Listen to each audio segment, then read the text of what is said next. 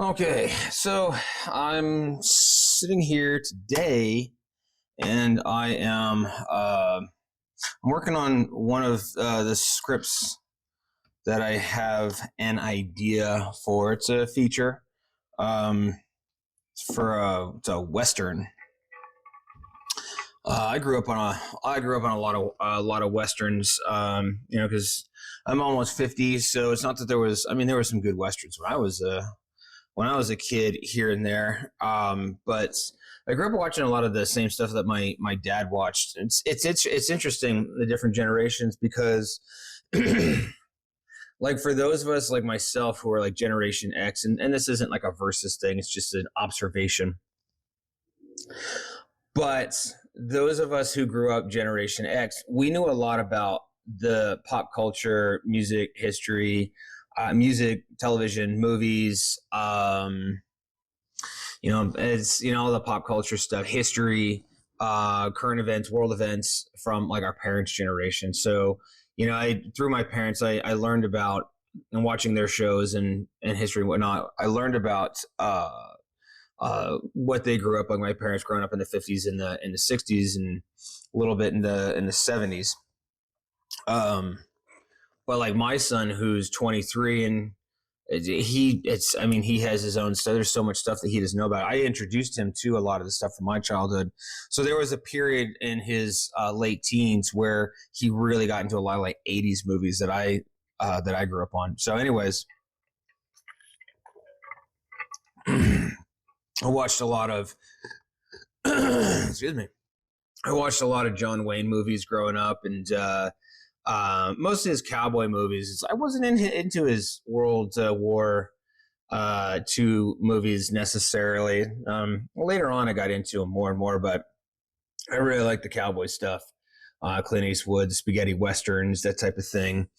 So I like westerns. So I had this idea for a western, and it was just a joke at first, talking with my brother about a couple of other movies, and then kind of joking around. It's like creating this western, and then that joke kind of turned into an actual character, and it turned into a little bit of a storyline, and then all of a sudden, I had a concept of acts 1, 2, and 3, which is this happened, so therefore he does this, and it results in this.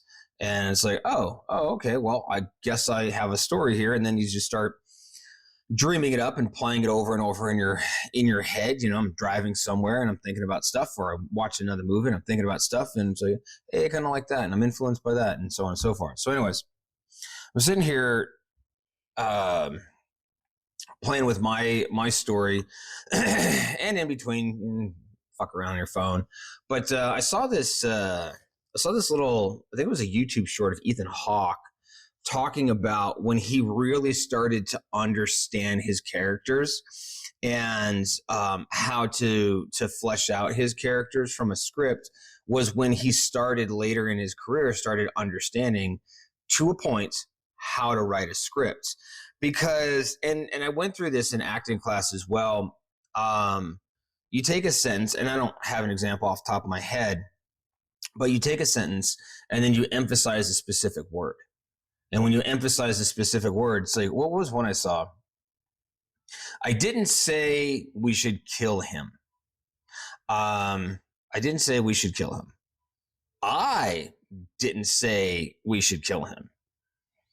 I didn't say we should kill him. I didn't say we should kill him. I didn't say we should. I didn't say we. I didn't say we should kill him. You just keep going on and on and on, and it creates a whole bunch of different scenarios that you can you create a storyline from almost. So it's, I didn't say we should kill him. I didn't say we should kill him. So he went through that, and then he was talking about, it's like, yeah, and it's like, they put a comma in there, and it's like, even just a comma changes it. And as an actor, you're reading it and you're doing this, and you kind of don't realize the emphasis or what the writer's intentions were for the character or for that particular scene. And then I happened to see another, it was an acting coach. This was a video I saw, I think, on Instagram. And the acting coach was talking about actors, us the buyers, and the screenwriters, the sellers. It's like us as the buyers are always going to be at a disadvantage because we don't necessarily fully understand the intention behind the seller. So the writer can have a whole story and concept and all the details worked out into their script, and then it gets sold and it gets optioned and it gets, rewritten. And then the original writer, it's like the studio's like, hey, we want that, but we're going to bring in our own writers. We just like the concept, and we're going to do whatever the hell we want with it now that we own it, type of thing. And so a lot can get lost in that transition. So as I'm working on this, I just wanted to give you guys some quick like I could talk fucking quick. I know I ramble, I know, but give you guys some ideas, especially if you're a beginner or you haven't like thought of certain things, because and I think I've said this in another video. I'm sure sometimes I talk so much that I forget. But you have the actors, you have the writers, you have the filmmakers, and we all have different jobs and we all have different goals, and we're going to see things from different perspectives. So understanding slightly what the other crew member, the other part of the project is kind of thinking and doing, and their why, their motivation, and their process can help you to actually make a better performer and pull that character out. So where your character is memorable. So as I'd mentioned, it doesn't matter. But anyways, so getting into it, starting off just on some basics, and I have my screen in front of me because I took some notes, and these are just things. So if you're a beginner actor, or you're just trying to kind of, a little challenge for yourself just to get a little bit better, watching a movie, and I've mentioned it before, go to ScriptSlug and see if that movie is on ScriptSlug. Okay, so scriptslug.com. And you can download it on your phone, where it's gives you a little PDF on your phone. And you can do a couple of things if you really want to study a movie. And you don't have to do this for every movie, but you can pick one. So I really, really try to watch between 3 and 5 new movies a week. I'm not always successful, but I do the best I can. So you pick a movie that you watch, and you watch it the first time just to watch it for fun. Okay. And then you're like, okay, you know what? I actually want to study this piece. It was great. And it's acting in it was good, or, the story was good. I liked, excuse me. The story was good. So, I'm going to study this piece. So then you go to ScriptSlug and you download the script. Go ahead and just read through the script first. Okay. With that information and knowledge, then what you're going to do is then you're going to go back through and you're going to watch the movie again a second time, and then allow that to absorb and to sink in for that second time. Then a third time, then you're going to start, and you can take notes on this. So you're going to look for a couple of things. When you're going through the second time, you're going to look for the concept of the movie. What's the concept? Okay. Next, you're going to look for the theme.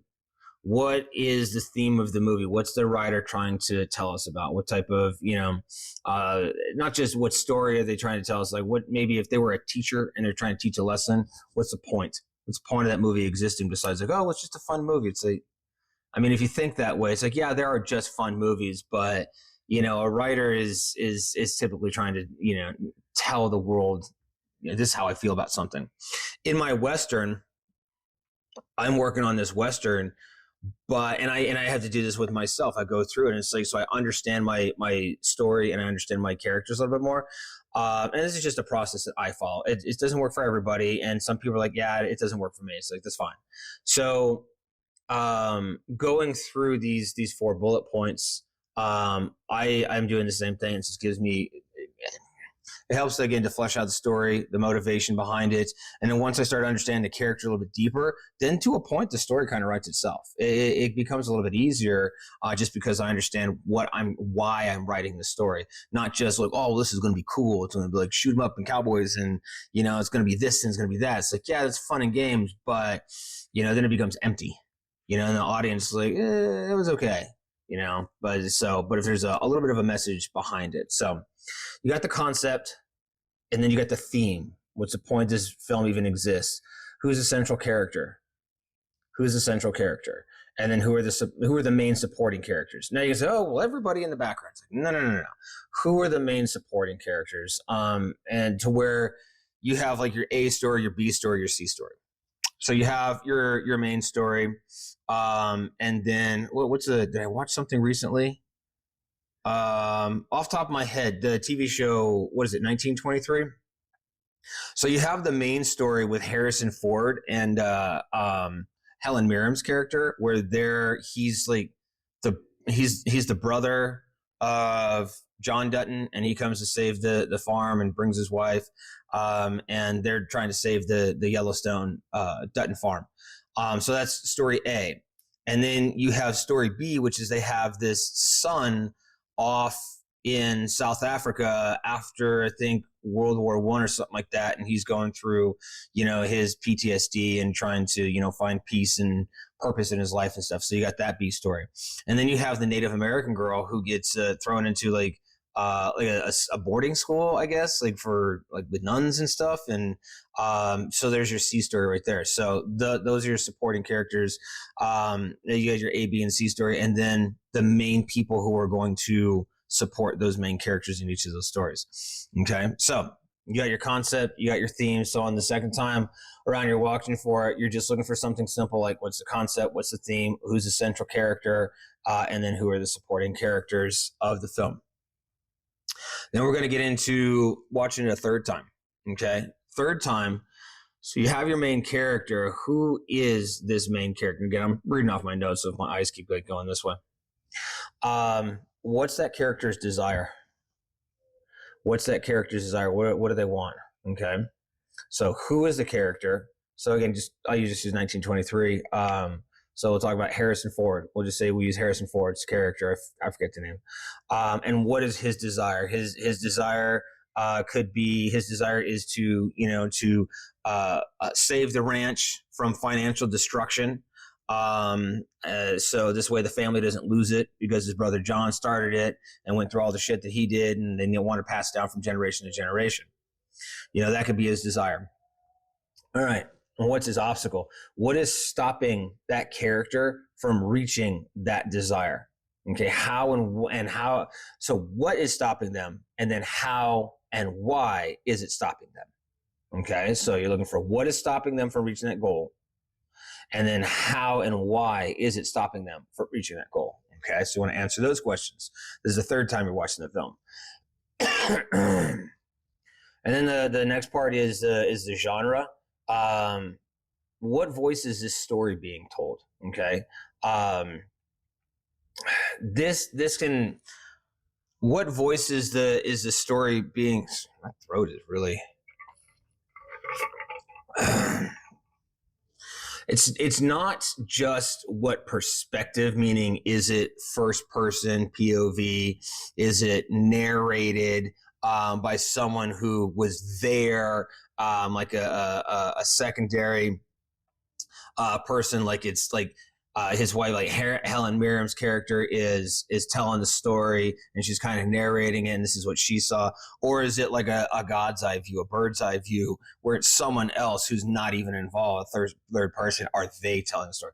That's not what the voice of the story is. Okay. What does the voice of the story make it unique? Does it make it interesting? Okay. Does it make it unique, and does it make it interesting? What are you trying to say? What's the moral of the story? So we're getting into the genre of the voice. What do you want to say? What's the moral of the story? Is it creating a thematic statement? Okay. How is it being said? Refine the theme and try to simplify it the best you can.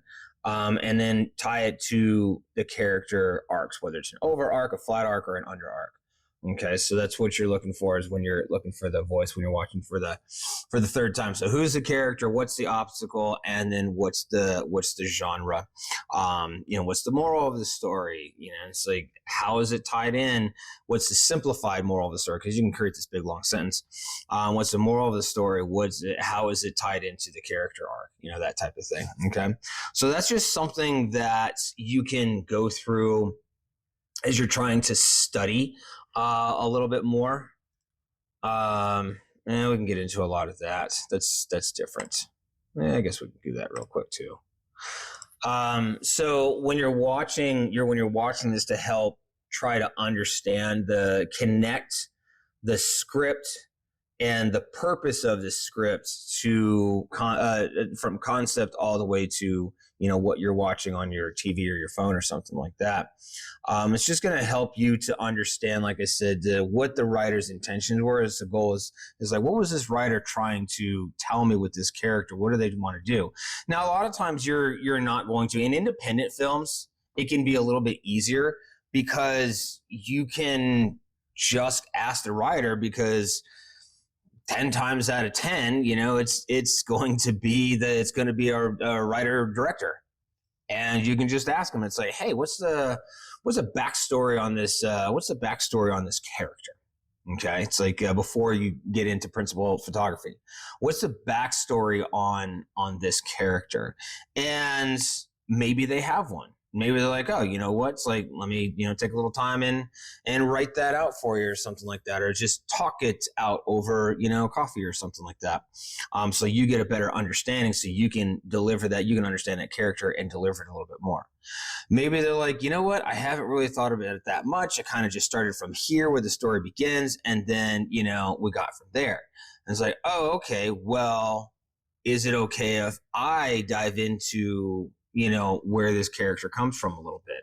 Because what you're looking for is you have a scene where your character just walks into a room, opens the door, walks into a room. That's where, say, the film starts. All right. You don't know anything about anything. You need to figure out, and that's just where page 1 begins, fade from black or something like that. You need to figure out where that started and everything from the time that person was born, and then possibly even further into there. When I was going through college, I got one of my degrees is in philosophy, and I remember reading this philosophical book. I think the book was 365 Tao or 365 Zen. I have both of the books, and I don't remember which one it was in. But the statement was, can you see the tree on this page, or can you see the tree in this page? And, on the surface, you're like, what the fuck does that mean? That sounds stupid. No. To get into deeper thoughts, think outside the box. So the paper's made of what? Paper's made of, comes from pulp, comes from trees. And it's not just, can you see the tree in the page? It's like, can you reverse engineer and almost like reverse butterfly effect from the page, the printed page that you're looking at? Can you take that all the way back to me buying it at the bookstore? Because I bought it 20 years ago or something. Buying it at the bookstore, the person stocking it on the shelf, the truck delivering it to the bookstore, coming from wherever, the publisher and the printer and so on and so forth. And then you can, it's like, then you have the person who printed it and wrote everything, and that branches off. And then again, the actual physical materials of the book, all the way back to the seedling that dropped on the ground, however many decades ago, maybe depending on the wood, 100 years ago, we'll say, something like that. I don't know. All the way to that seedling dropping on the ground before it even became a tree. Okay. And then, can you trace it back from there? So you're just reverse reversing the butterfly effect, if you will, all the way to the creation of that tree. And then you can go, can you take it even farther? So you're doing the same thing with your character. You're doing the same thing with your story, which is you're almost creating, and this is one of the reasons why like Tolkien is so revered, because this guy had an entire universe and an explanation for absolutely everything.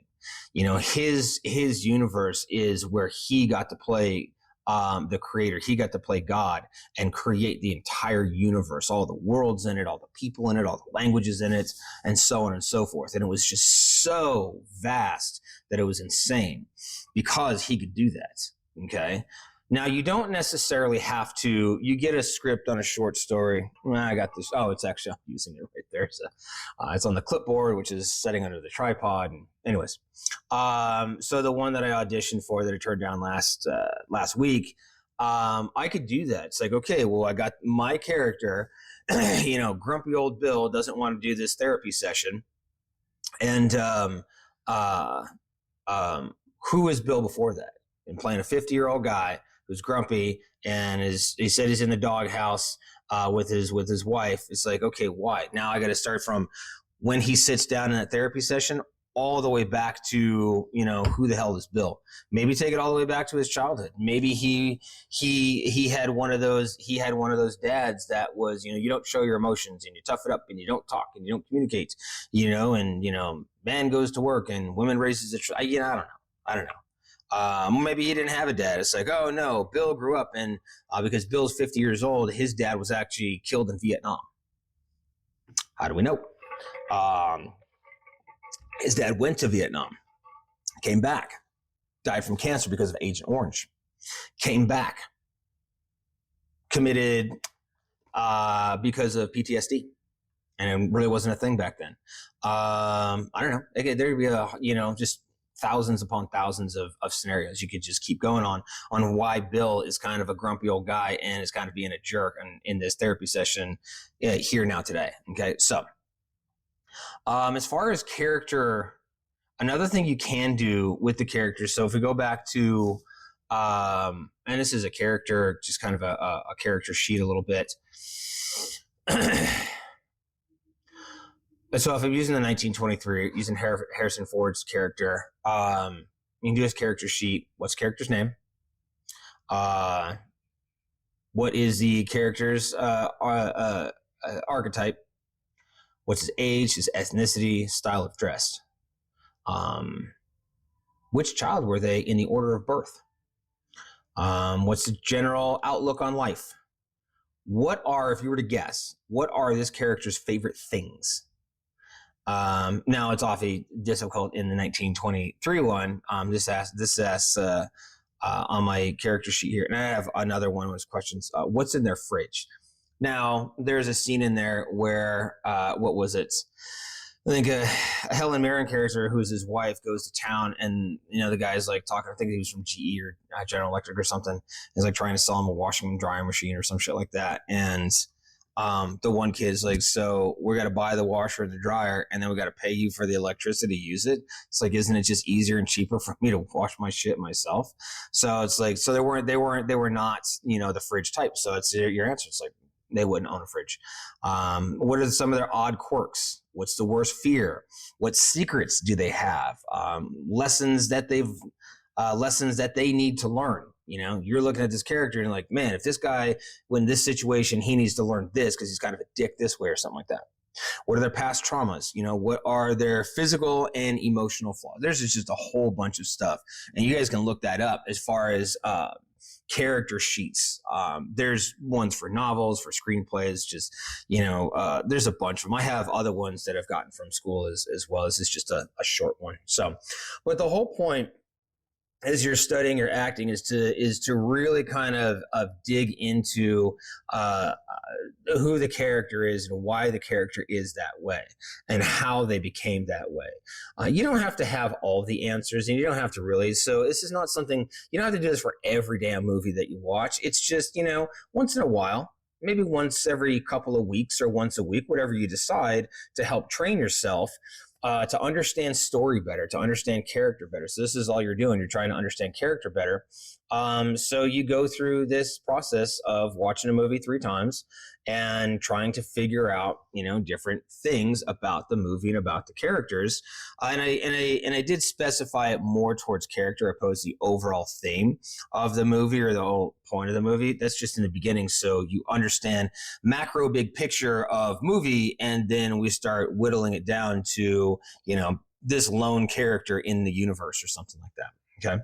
So that was just a thought I had today as I try to write my own movie or something like that. And then, we'll talk again later.